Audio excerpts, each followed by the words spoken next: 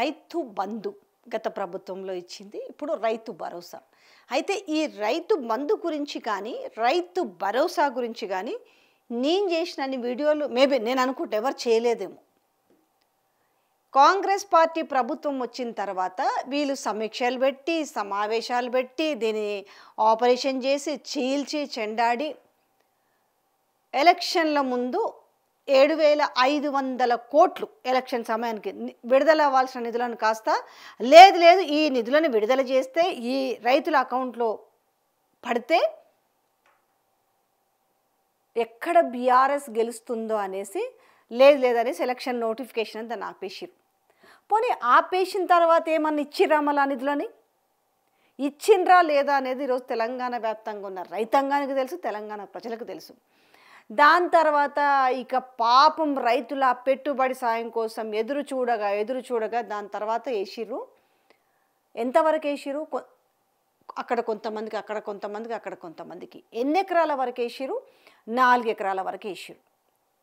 ఈ 4 ఎకరాల వరకు కూడా అందరికి వచ్చిందంటే గుంటలు ఇప్పటికి వేసిన ఆల్మోస్ట్ మొన్న వీళ్ళు చెప్పుకున్నారు కదా, మేము మొన్న యాసంగిలో 5,400 కోట్లు ఎంతో వేసినాం, ఇంకా దానికి సంబంధించి 4,000 కోట్లు బాకీ ఉన్నాయని చెప్పారు కదా. దాంట్లో 4 ఎకరాల వరకు వేసినామని చెప్పిన దాంట్లో కూడా మిగతావన్నీ కూడా చాలా పెండింగ్ ఉన్నాయి. అయితే ఈ విషయం మాట్లాడే ముందు ఒక్క మాట మాట్లాడుకుందాం. అప్పుడు ఏమన్నారు? లేదు దీనికి సీలింగ్ తీసుకొస్తాము, బీఆర్ఎస్ ప్రభుత్వంలో చెట్లకి పుట్లకి రియల్ ఎస్టేట్ వెంచర్లకి వాటికి వీటికి వేసిర్రు, సో మేము దాన్ని ఒక క్రమబద్ధీకరిస్తాము, ఎక్కడి వరకు వెయ్యాలి, ఏ రైతులకు ఇవ్వాలి అనే దాని మీద చర్చ జరుపుతున్నాం అనేసి మనం చాలా రోజుల నుంచి 18 నెలలకెళ్ళి చూస్తూనే ఉన్నాం. దానికి సంబంధించిన రైతు భరోసా నిధులు ఎట్లయినాయి, రైతు భరోసా నిధులు ఎట్లా దారి మళ్ళీ, రైతు భరోసా ఎందుకు ఇస్తలేరు, రైతు భరోసా ఇవాళ గత ప్రభుత్వంలో ఇచ్చిన భూములన్నీ కూడా వ్యవసాయ యోగ్యమైనవే కాబట్టి మీరు ఖచ్చితంగా అందరికీ రైతు భరోసా ఇచ్చి తీరాల్సిందే అని చెప్పేసి వీళ్ళు రైతు భరోసాకు సంబంధించి సదస్సులు కూడా నిర్వహించడం జరిగింది బీఆర్ఎస్ పార్టీ. సో ఈ నేపథ్యంలో దీన్ని ఎవరు అంతకాలం అట్లే ఉంది.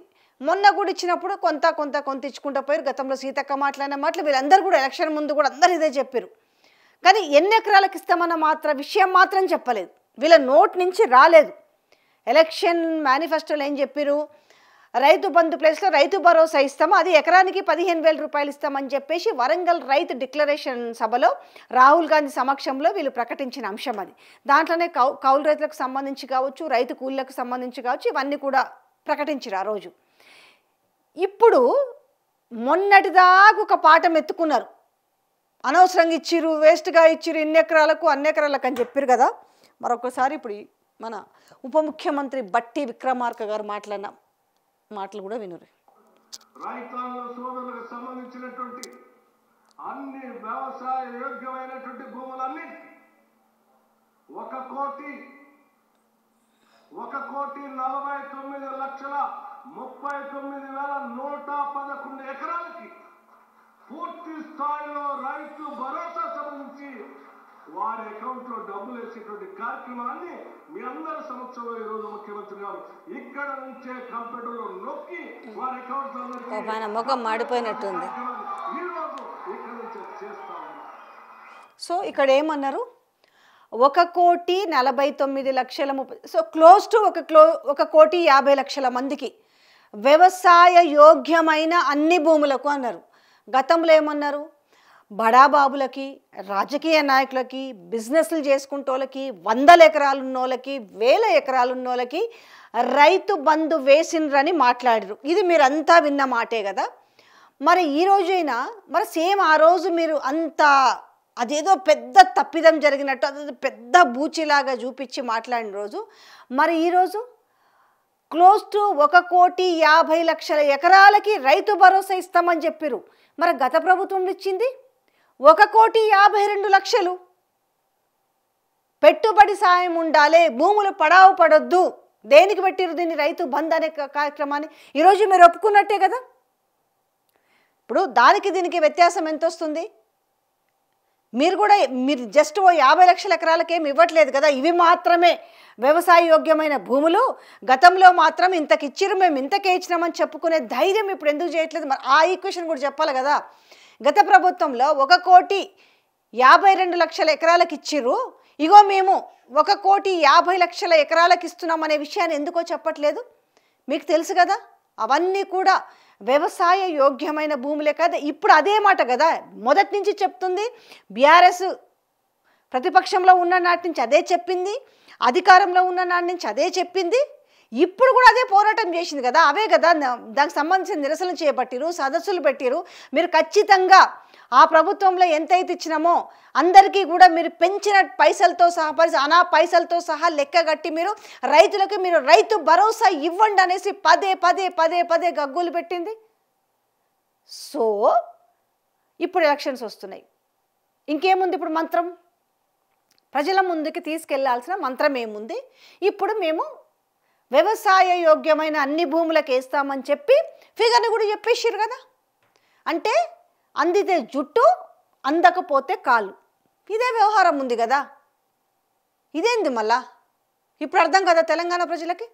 పోనీ మరి ఇచ్చేది ఎంత ఇస్తారు? బాకీ పడ్డ పైసలు అన్ని ఇస్తారా? ఇప్పుడు కొత్తగా తెరపైకి ఇందులో 2 అంశాలు మీకు కనిపిస్తున్నాయి. ఒకటి, బీఆర్ఎస్ ఆనాడు బీఆర్ఎస్ పార్టీ ప్రభుత్వంలో ఉన్నప్పుడు అనవసరంగా ఇన్ని ఎకరాలకు ఇచ్చింది అని చెప్పేసి దీన్ని రైతులకు విషం నింపే ప్రయత్నం చేసింది. అవునా, నిజంగానే వీటికి ఇచ్చిర్రా వాటికి ఇచ్చిర్రా అంటే ఏముంటో చెప్పు. ఉట్టిగా నిలబడి మాట్లాడితే ఏం తెలుస్తున్నట్టుగా ఇవాళ ఏం మాట్లాడారు మరి? అంటే తెలంగాణ వ్యాప్తంగా వ్యవసాయ యోగ్యమైన భూములైతే ఇప్పుడు మీ లెక్క ప్రకారం అయితే ఉన్నాయి కదా, ఈ లెక్కన 1,52,00,000 ఉన్నాయి అని చెప్పేసి బీఆర్ఎస్ ప్రభుత్వం ఇచ్చింది. ఈరోజు మీరు కూడా ఏం చెప్తున్నారు? ఆల్మోస్ట్ 1,50,00,000కు మీరు కూడా అదే ఫిగర్ చెప్తున్నారు కదా. అంటే ఇక్కడ ఎంత మతలబు ఉంది తెలుసా? ఇప్పుడు పేరుకు ఇప్పుడు ఏదైనా సీలింగ్ పెట్టారనుకో, మేము 5 ఎకరాలకే పరిమితం చేస్తాం, 7 ఎకరాలకే పరిమితం చేస్తాం అన్నారు అనుకో, ఇప్పుడు ఓట్లు పడాయి. ఇప్పుడు ఒక మళ్ళీ మంత్రం ఇది మీకేస్తాము అని. సో ఇప్పుడు తెలంగాణ ప్రజలు అడగాల్సింది ఏంటంటే మీకు ఎంతెంత బాకీ పడ్డారు? సంవత్సరానికి 2 దఫాల ఎకరం మొత్తం వీళ్ళు వేయాల్సింది ఎంత? ఇప్పుడు మొత్తము 4 ఉన్నాయి క్రాప్స్. ఈ 4 క్రాప్స్ కానీ ఎంతెంత బాకీ పడ్డది ప్రభుత్వం, ఒక్కొక్కరికి ఎన్ని ఎకరాలకు బాకీ పడ్డది అనేసి ఇప్పుడు ఈ బాకీ అంతా రిలీజ్ చేస్తుందా? జస్ట్ ఇప్పుడు లోకల్ బాడీ ఎలక్షన్స్ ఉన్నాయి కాబట్టి ఇప్పుడు ఓటర్ అన్న కాళ్ళు పట్టుకోవాలి కాబట్టి మనం ఇప్పుడు వేస్తే పోనీలే అప్పుడు అయిపోతే అయిపోయినారులే ఇప్పుడు వేసిర్రని మీరు కన్విన్స్ అవుతారా? లేదు మళ్ళీ కళ్ళబొల్లు కబుర్లు చెప్పి మళ్ళీ వీళ్ళు తడిగుడ్డతో గొంతులు కోయడానికి సిద్ధమవుతున్నారు అనేసి మీరు మేల్కొంటారు అనేది మీపైనే ఆధారపడి ఉన్నది. నిజంగా రైతుల మీద ప్రేమ ఉంటే ఓకే, నిజంగా చెప్పాలంటే తెలంగాణ రైతులకు సారీ చెప్పాలి. ఇగో మేము ఇంతకాలం మీ పైసలు ఇన్ని బాకీ పడ్డాము, ఇగో ఇప్పుడు ఇస్తాము ఏమనుకోకుర్రి అని చెప్పాలి. కానీ కేవలం ఇవన్నీ పక్కకు దోసేసి ఇప్పుడు మాత్రము వ్యవసాయ యోగ్యమైన భూములు ఎన్ని ఎకరాలు ఉన్నా సరే మేము వేస్తామని చెప్పారు. మరి గత ప్రభుత్వానికి ఈ ప్రభుత్వానికి ఏం పెద్ద తేడా చూపిస్తున్నారు మళ్ళీ? అంటే మీరు అన్న మాటలన్నీ అబద్ధమే కదా. ఇది గ్రహించండి తెలంగాణ రైతులను కావచ్చు, యావత్ తెలంగాణ ప్రజలు కావచ్చు, ఒక్కసారి ఇవి గుర్తు చేసుకోండి ఇలా మాటలు ఎట్లుంటాయి. మరి ఇంత బతుకు ఇంటెని కాడ చచ్చినట్టు మొన్నటిదాకా పెద్ద పెద్ద గొప్ప గొప్ప మాటలు చెప్పి మళ్ళీ గదే దారికి వచ్చారు కదా. అంటే మీకు బీఆర్ఎస్ ప్రభుత్వం ఆనాడు ఇచ్చినది ఏదో ఇప్పుడు వ్యాధికి వచ్చిందా? వీళ్ళు అంతగానం డిమాండ్ చేస్తే ఓహో తెలంగాణ ప్రజలకు అర్థమైంది కాబట్టి ఇప్పుడు మనకు ఓట్లేయరు కాబట్టి మనం ఏదైనా సీలింగ్ పెట్టినామనుకో, మేము 5 ఎకరాలకే ఇస్తామో లేకపోతే 7 ఎకరాలకే ఇస్తామో లేకపోతే 9కో 10కో ఇస్తామంటే మనకి ఓట్లు రాలయి, మన ఇజ్జత్ పోతుంది. తెలంగాణలో ఆల్రెడీ ఇజ్జత్ పోయింది, ఇంకాస్త ఇజ్జత్ పోతుంది. కాబట్టి ఇలా మనకున్న ఆయుధం ఏముంది అని అంటే రైతు భరోసా ఉంది. ఈ రైతు భరోసా ఇచ్చి మళ్ళీ కళ్ళబొల్లు కబుర్లు చెప్పి ఇప్పుడు మాట్లాడుతున్న మాటలు అట్లనే అర్థమవుతలేదా? అంత తెలివితక్కగా ఎవరైతే లేరు కదా, ఎంతో కొంత అయితే కొంచెం మన మనిషికి అనేటోళ్ళు గింతన ఉంటుంది కదా, అరే అయ్యాలేం చెప్పి ఇయ్యాలేం మాట్లాడుతారని. సో ఇవాళ అడగాల్సింది మీ దగ్గరకు వచ్చినప్పుడు ఇప్పుడు టక్ నొక్కేస్తాడు అనేసి చాలా అద్భుతంగా మాట్లాడింది కదా, చాలా భావోద్వేగంతో ఉంటారు కదా. చాలా చూడండి ఒకసారి మళ్ళీ పెడతాను నేను దీన్ని. రైతాంగ సోదరులకు సంబంధించినటువంటి అన్ని వ్యవసాయ యోగ్యమైనటువంటి భూములన్నీ 1,49,39,111 ఎకరాలకి పూర్తి స్థాయిలో రైతు భరోసా సంబంధించి వారి అకౌంట్ లో డబ్బులు వేసేటువంటి కార్యక్రమాన్ని ఇప్పుడే సంవత్సరంలో ఈ రోజు ముఖ్యమంత్రి గారు ఇక్కడ నుంచే కంప్యూటర్లో నొక్కి వారి అకౌంట్. అయితే ఇంక ఇట్లానే మరి అనాలనిపిస్తుంది. మరి అప్పుడు వేసిన భూములన్నిటికీ కూడా వేస్ట్ యోగ్యం కాని భూములకేసి ఇప్పుడు లెక్క చెప్పాలి కదా. మరి అలా గత ప్రభుత్వము నిజంగానే తప్పుడు నిర్ణయాలతోటి కనుక నిజంగా వ్యవసాయ యోగ్యం కాని భూములకేస్తే రికవరీ చేయాల్సిన బాధ్యత ఈరోజు వీళ్ళ ప్రభుత్వం మీద ఉంటుంది కదా.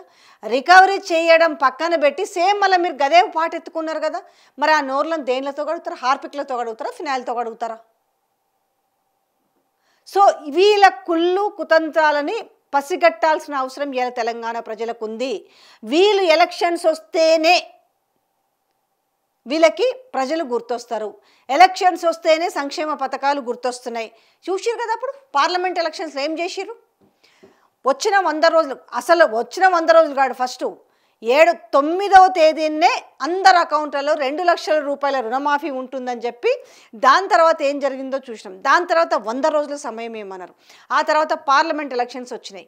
పార్లమెంట్ ఎలక్షన్స్కి వీళ్ళు ఎంచుకున్న మంత్రం ఏంది? అమ్మో ఇట్లో అట్లయితే జనాలు ఓట్లేయరు, మనం ఖచ్చితంగా ఇప్పుడు దేవుళ్ళ మీద ఒట్టు పెట్టాలని చెప్పి. ఎందుకంటే ప్రజలు అప్పటికే నమ్మే పరిస్థితి లేదు కాబట్టి ఎక్కడ ఏ ఏరియా కొమరన్న మల్లన్న కానించి మొదలు పెడితే ఇక్కడ పెద్దమ్మ గుడి కానించి మొదలు పెడితే యాదాద్రి నరసింహస్వామి నుంచి మొదలు పెడితే ఎక్కడ ఆపిండ్రు చెప్పండి? పోయిన ప్రతి చోట దేవుళ్ళ మీద ఒట్టు పెట్టిరు. సో ఇక ముక్కుతా మూలుతా 8 సీట్లకు లాక్కొచ్చిరు. ఆ 8 సీట్లు కూడా ఎట్లొచ్చినాయి? దేవుళ్ళ మీద ప్రమాణాలు చేయడం వల్ల. ఇంకా జనాలు మర్చిపోలే. మీరన్నా 21,000 కోట్లు, మీరు 21,000 కోట్లు కూడా జమ చేయలేదు. మీరు రుణమాఫీకి సంబంధించిన విషయం కూడా తెలుసు. సరే మీరు అధికారికంగా చెప్తారు కదా 21 కోట్లు మేము రుణమాఫీ చేసినామని. బట్ మీరు చెప్పింది ఎంత? మీరు చెప్పిన ప్రకారమే 31,000 కోట్లు కావాలన్నారు కదా. మరి రిమైనింగ్ 10,000 కోట్లు అయితే చేయలే కదా. మరి ఈ 10,000 కోట్లు జమ కాలేదు కదా రైతులకు. మరి ఈ రైతులందరికీ మీరు జమ చేస్తారా? ఇప్పుడు చెప్తారా? అయిపోయింది. ఆ కథ ఒడిచింది. ప్రపంచవ్యాప్తంగా ప్రపంచ వేదికల మీదుగా దానికోసము కోట్లు ఖర్చు పెట్టేసి పెద్ద పెద్ద యాడ్స్ వేయించుకొని అసలు నా అంత తురుముకాడు ఎవ్వడు లేడు, నేను చేసిన రుణమాఫీ ఎవ్వడు చేయలేదు అన్నాడు. నేను ఇచ్చిన ఉద్యోగాలు ఎవ్వడి నిజంగా ఒక అబద్ధాన్ని ఎంతగా నిజం చేయాలనుకునే మనిషిని చూస్తే మాత్రం హ్యాట్సప్ బాబా అంటారు కదా.